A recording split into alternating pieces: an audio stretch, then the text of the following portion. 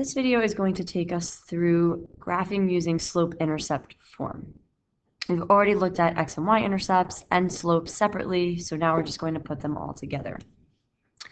We know that slope is equal to m, which is also equal to rise over run.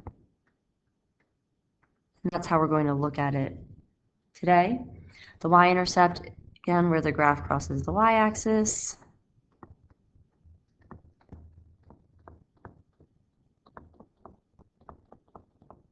Happening at 0, a number. And the x-intercept is where the graph crosses the x-axis.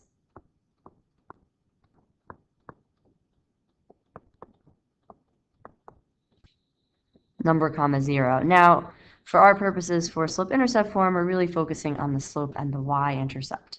Slope-intercept form is y equals mx plus b. M represents the slope, and b represents the y-intercept. And the y-intercept is going to be 0, b when it's written out in the point format. So let's take a look at a couple examples of just identifying those things. So if these are already in the slope-intercept form, I'm going to label y equals mx plus b. The 3 is in line with m.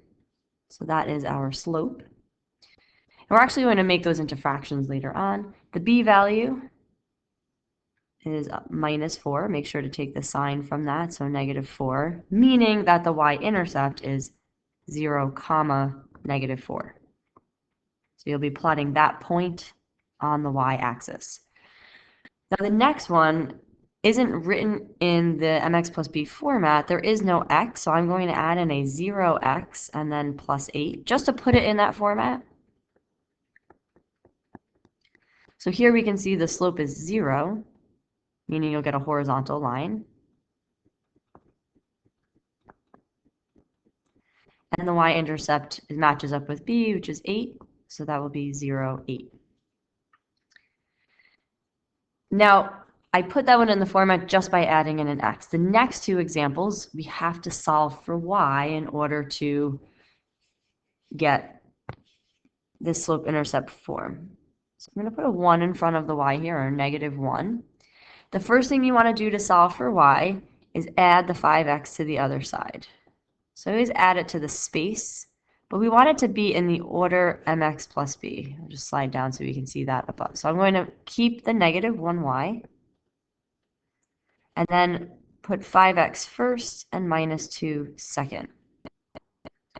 Then we want to divide out whatever numbers in front of y, so I'm going to divide everything by -1.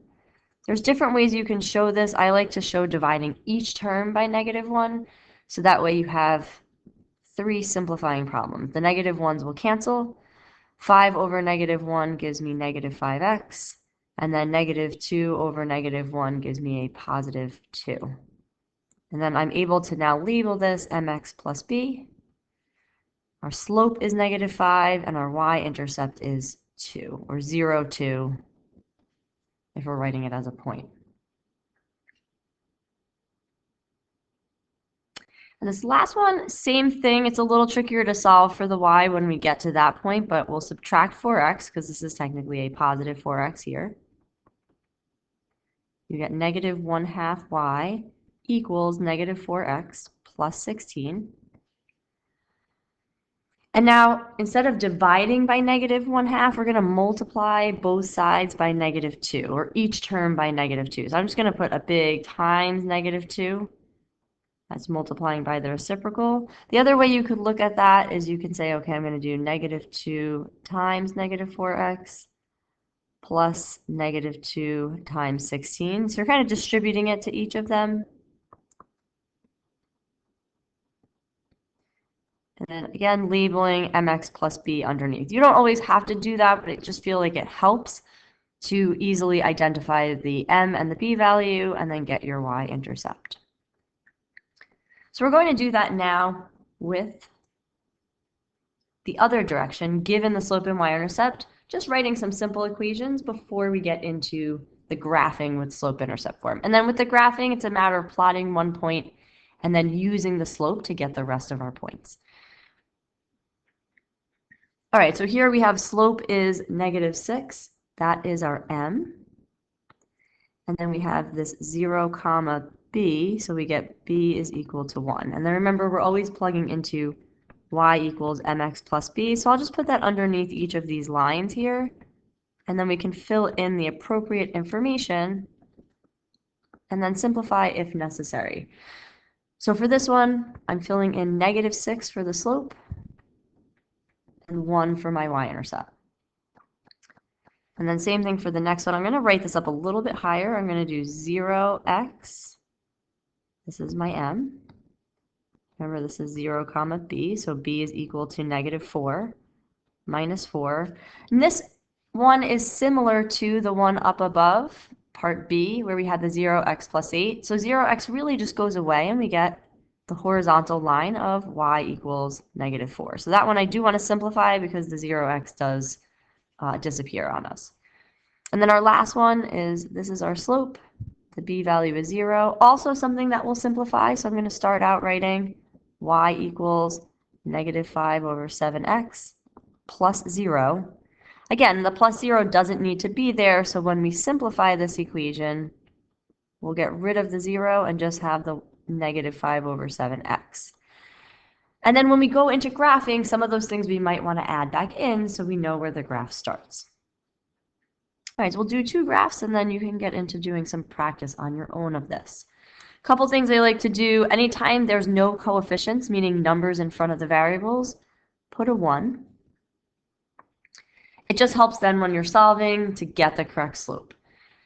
We have some steps written out on the side here. We're going to rewrite the equation in slope-intercept form in that y equals mx plus b. So that just means, again, we're solving for y like we did up above. So subtract 1x from both sides. Get 2y is equal to -1x plus 6. Divide each term by 2. So we get y is equal to -1/2 x plus 3. So my slope is -1/2. I'm going to keep the negative on the top for now. And then there's another way that we could write that. And then the y-intercept will be 0, comma 3 because our b value is 3. Because our slope is -1/2, the numerator tells us if we're going up or down. And then the denominator tells us if we're going left or right. So negative would be down, and positive on the bottom would be right too. So I'm going to start with that. We identified the slope and the y-intercept. Now we are going to plot the y-intercept first. So we're plotting this on our graph at 0, 3. And then using the slope, I'm starting out, I'm going to go down 1 and to the right 2, and I'll plot a new point. And you're just going to keep doing that until you fill in your graph with a lot of points.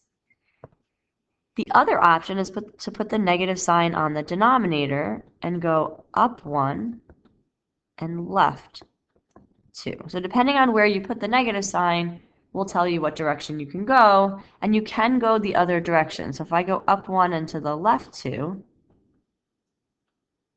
a couple times, notice I'm filling in, everything will get connected on that line, and then I'm going to connect it, not use a ruler, but do the best you can to connect and make it straight. And then just to refresh some other things, we can identify the x-intercept here. That's crossing the x-axis at 6, 0. And you can also find the x-intercept by substituting 0 in for y. We did a lot of work with that, so I'm going to skip that for now and focus on the slope and y-intercept. But if you want to try doing that again just to review, you can definitely do that. All right, let's take a look at one more example. Again, this one's not in the slope-intercept form, so we have to get it in that form first. First thing that we want to do is subtract 3x from both sides.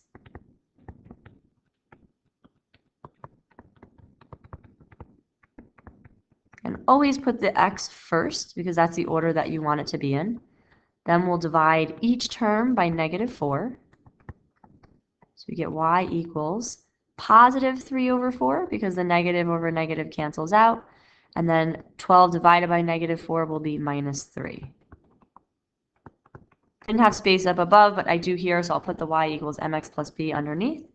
Our slope is 3/4, and our y-intercept is 0, negative 3.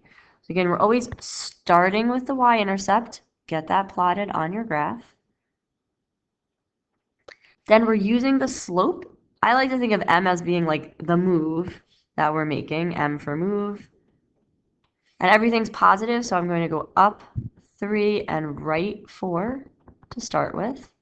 And then I could change them to both negative, would be my other option, to go down 3 and left 4, both opposite directions there. So let's start with the first one. Sorry about that. We're going to go up 3 and to the right 4. And I can't do that anymore because if I go up 3, I will go and right 4, I go off the graph. So I'll go back to the starting point and then use this and go down 3 and to the left 4 to get another point. It's better to have as many points as you can here to get them connected in a nice good line. And then again, if I can get the x-intercept from the graph, I can do that, just identify it. But that would be another way to graph using those x and y intercepts. All right, so I think this was a good review of your slope-intercept form graphing. Now is some time to try your practice.